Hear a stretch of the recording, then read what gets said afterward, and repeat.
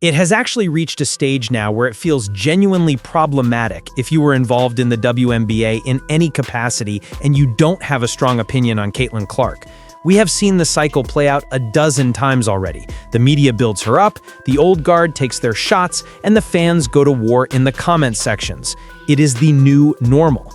But just when we thought we had seen every possible headline and every possible drama, the narrative shifted.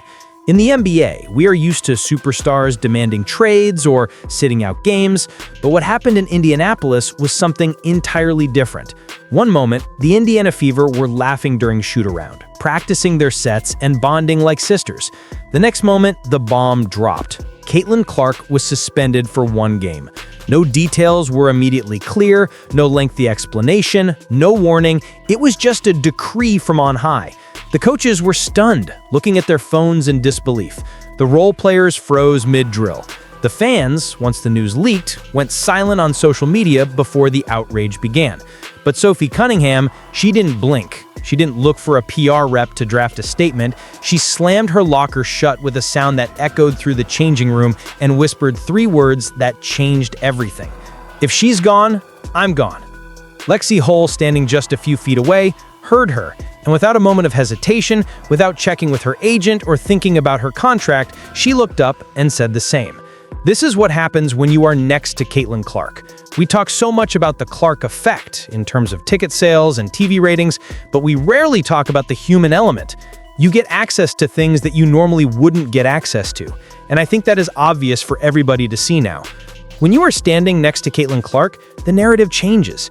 Instead of people looking at it like she is dimming everyone else's light, the reality is that she is turning up the lights on everybody else and making everyone shine brighter. Sophie Cunningham is a prime example in this scenario. Let's be real for a second. What was the narrative before?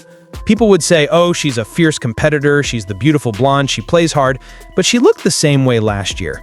What changed? Nobody was really checking for her on a national, mainstream level like this. You get her next to Caitlin Clark, and suddenly the game changes. Now she is on Good Morning America. Now she has brand deals with companies like Arby's. Now she is everywhere. Sophie knows this. Lexi knows this. The loyalty isn't just about friendship, it is about a collective rise. Sophie's mindset was clear. If the league is going to cut off the head of the snake, if they are going to disrespect the person bringing all this light to the game, then I am not staying either. Nobody outside of that locker room knew how deep their bond had grown. The media sees the highlights, but nobody realized how tight these 3 had become since training camp started. But today, everyone found out. It started small, as these things usually do. It was Caitlin cracking jokes during warm-ups to loosen the tension. It was Lexi bringing snacks for the team plane when delays had everyone frustrated. It was Sophie defending Caitlin during a tough practice when the physicality got a little too real. It was the golf trips on off days, the viral photos of them dressed up for tunnel walks, and the long nights talking about the pressure. Imagine the conversations they must have had, talking about the fame, the noise, the expectations that feel heavier than gravity. They formed a trio nobody expected, but one that became unbreakable. They weren't just teammates trying to win a ring. They weren't just coworkers clocking in. They were family. So when Caitlin got suspended, it didn't feel like a standard punishment for a technical foul or a flagrant. It felt like an attack, and families don't let one of their own stand alone. Inside the Fever front office, the alarms were going off. This wasn't just a roster issue. This was an existential crisis. If Caitlin leaves or refuses to play, the team collapses financially. Ticket sales, merch, TV deals, all of it tanks. If Sophie leaves, they lose a veteran leader, a shooter, and that gritty edge you need in the playoffs. If Lexi leaves, the chemistry dies instantly. The trio wasn't just popular, they were the culture. Losing them would be a disaster of biblical proportions. Phones rang nonstop. The GM's office was a war zone. Meetings exploded into shouting matches. Coaches begged for clarity from the league office, trying to figure out if there was an appeal process, trying to salvage the season. But the players had tuned it out. They were thinking about the bond they shared, a bond that extended beyond the hardwood. We actually have audio from a past interview that sheds so much light on this dynamic. It's eerie to listen to now, knowing what we know about their loyalty. It was from a golf event of all places, which just shows how much time they spent together off the court. Listen to the way they talk about each other. One of them was asked about playing with Caitlin, about the shoes, the vibe. They said, "I remember last year when we were here, I was talking to Nelly Korda about her shoes because obviously in the basketball world, you wear the team uniform, but it's your shoes that are the cool thing. So I was asking her about her shoes, and she was like, oh yeah, like these are kind of basic. And then it's been cool to kind of watch over the course of the last year. She got to put in a lot of time to create her own player edition, very unique to her and what she's passionate about." We actually have audio from a past interview that sheds so much light on this dynamic. It's eerie to listen to now, knowing what we know about their loyalty. It was from a golf event, of all places, which just shows how much time they spent together off the court. Listen to the way they talk about each other. One of them was asked about playing with Caitlin, about the shoes, the vibe.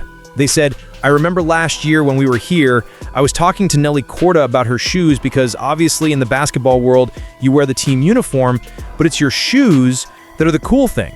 So I was asking her about her shoes and she was like, oh yeah, like these are kind of basic. And then it's been cool to kind of watch over the course of the last year.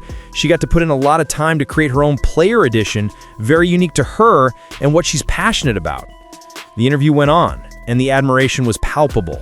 I've played a few rounds with her even outside of here for some other stuff, and it's really fun to get to watch her do her thing up close. Like, talk about making it look easy. It just is so easy for her. But at the same time, she's just a good person. She's chill. She has fun with you out on the course. But yeah, her shoes are pretty cool. I'll make sure they get home safely, and I'm going to be rocking them. That right there, that is genuine affection. That is respect. That is why when the suspension came down, it wasn't about basketball rules. It was about disrespecting a good person. But despite the panic in the front office, the three stars had already made up their minds.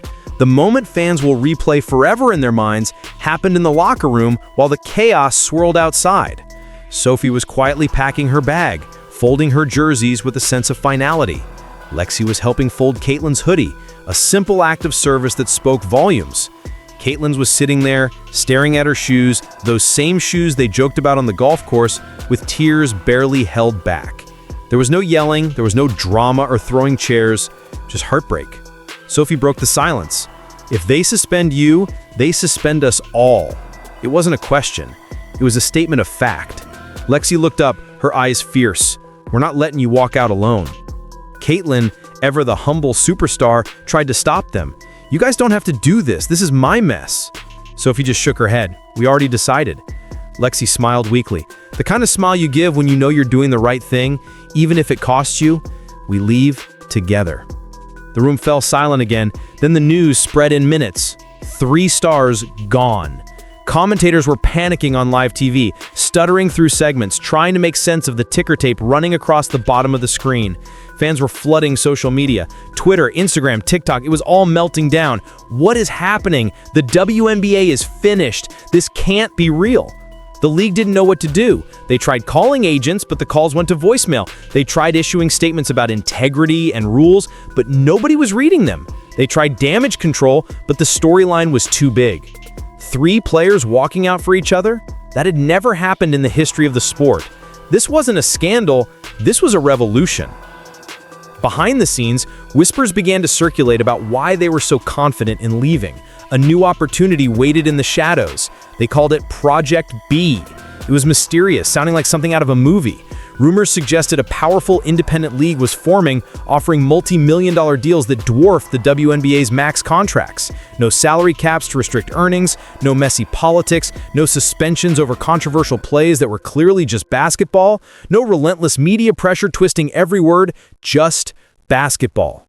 The rumors became deafening. They said Project B made one offer, and it was non-negotiable. We'll take all 3 of you together. Sophie raised her eyebrow when she heard it. Lexi froze. Caitlin whispered, together? Yes, together. And for the trio who refused to abandon each other, it was tempting, very tempting. It was the ultimate validation of their loyalty.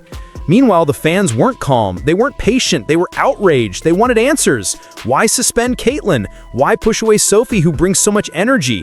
Why frustrate Lexi, the glue of the team? Crowds began to gather outside Gainbridge Fieldhouse. It started as a few dozen, then a few hundred. They were chanting, bring them back, fix this now, we want our 3. Inside, the Fever staff knew this wasn't a normal situation. This wasn't a contract dispute that could be solved with a few extra incentives.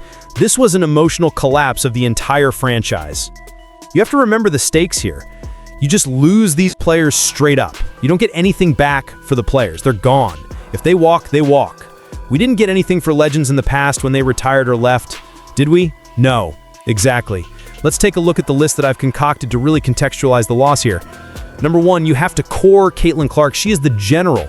Last year, she averaged 16 points and 12 assists per game over a specific 13-game stretch. She was putting up 8.8 assists per game on the season, pulling down 5 rebounds and grabbing 1.6 steals per game. She is the franchise, she is the captain, she is the leader, she is the soul. To borrow a metaphor, she is the sun of this solar system, and everything needs to be built around her, predicated around her. The pieces need to be put in place this year, unlike last year, to get the most out of Caitlin Clark's abilities. That means when free agency hits, you don't sign players who don't fit. You build a machine. And Sophie and Lexi, they were the gears in that machine. Losing them breaks the engine. In a quiet room, away from the chanting fans, the trio sat together one last time, hands intertwined, eyes red from crying, hearts heavy with the weight of the decision. Caitlin finally spoke, her voice trembling.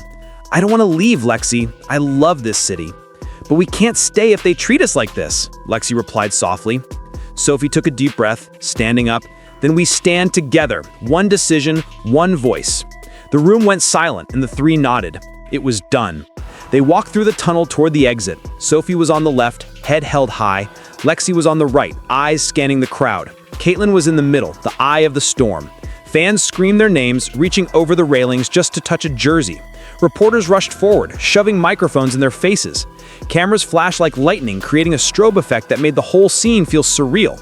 But the trio didn't stop. They didn't answer questions. They didn't look back at the court that had been their home. They walked toward a future unknown, but they walked it together. 3 stars, 1 bond, 1 exit. And the WNBA was left in absolute chaos. Now, I have to stop you right there. This storyline is fiction. It is a dramatic what-if scenario, a simulation of what could happen if the tensions we see today boiled over. But it serves a purpose.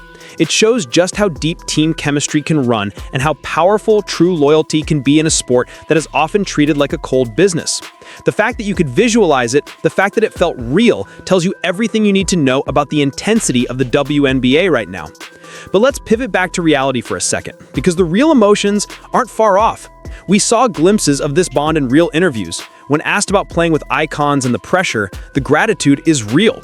Players have said, "It's insane. I was with my coach and I literally had no words. But after soaking it in, I've really appreciated the opportunity that Caitlin and the team have given me in Gamebridge. Even amidst the madness, the appreciation is there. But even now, I still need to relish this, and I think I need to soak it in. So if you can ask me 3 days later, maybe I'll tell you." That is the reality. The players are processing this fame in real time. Even the media interactions, like when Tom DeLangelo from the Palm Beach Post asked Caitlin about relief after a tee shot, show the human side. "You appeared as though on your tee shot at 10 was kind of a relief after a couple..." The sentence trails off, but the sentiment is there. The pressure is immense. The release is necessary. Whether it is on the golf course or the basketball court, these athletes are humans first. The story of the walkout might be fiction, but the pressure, the bond, and the stakes, those are very, very real. If you want to see part 2 of this scenario, where we explore what happens in Project B and if the Fever can survive the fallout, make sure you smash that like button. Comment the Fever trio down below if you think they would actually stick together like this. Subscribe so you don't miss the next update. We are just getting started.